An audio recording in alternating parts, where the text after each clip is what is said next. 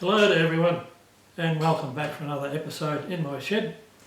And what we see here is a scrappy vise that's probably as old as my kids, and some surprises. I've had some cases where I'm producing quite shitty work and I could not nail it down, and it was always 3 or 4 thou off what I thought I should get. And eventually I realised it's not when I'm working off parallels, it's when I'm working off the top of the vice jaws. So something I should have done 20 years ago, put an indicator across the jaws, and both jaws are sloping one way about 4 thou. So I came down to how has somebody made a set of replacement jaws and made them in error, or have they made them with a correction and put them on back to front? What the hell is the story? So this is not a real metrology lesson, but it's what I did to check it out. I thought I'd see how good the old vise is, and surprisingly it's not badly built. I've got a Moran Wright World War II straight edge here that I put across under the main body, and it's dead true and straight all round. And then I measured the thickness from the base to the top here, and it's within 1/2 thou all over the top.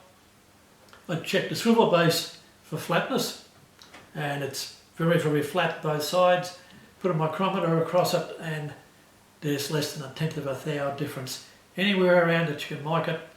So this is flat, that's parallel and flat.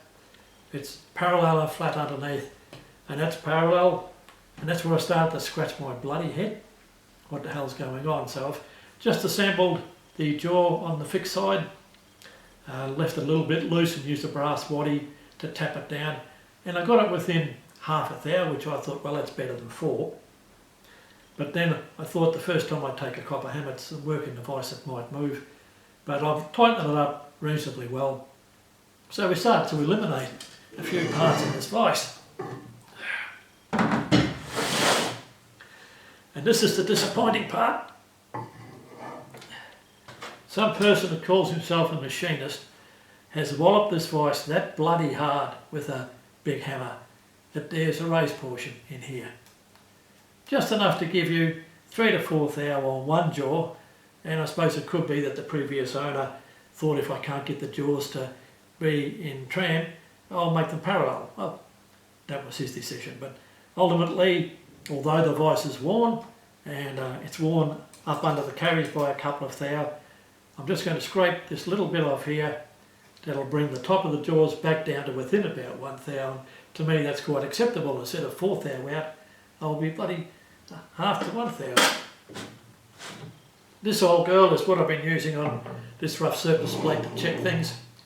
It's a real old bloody base, I think a Starrett, and quite a good stand, but the clamps are knackered on it, but really that's all you need to run around and see where the error is. But everything ran up dead true. Base is good, main body is good, it's just this bloody waddy in here. Like I said, there is some wear on the slide where you'd expect it, and more on one side where you would expect it, but at less than 2 thou there, and that being compensated for by tightening up the little clamp plates that run under here. I'm going to leave it as is. It's going back in to be more serviceable than it was before, and I better stop ranting. But here's the laugh for you. I looked everywhere for this on the job today when I was showing off the tool and cutter grinder.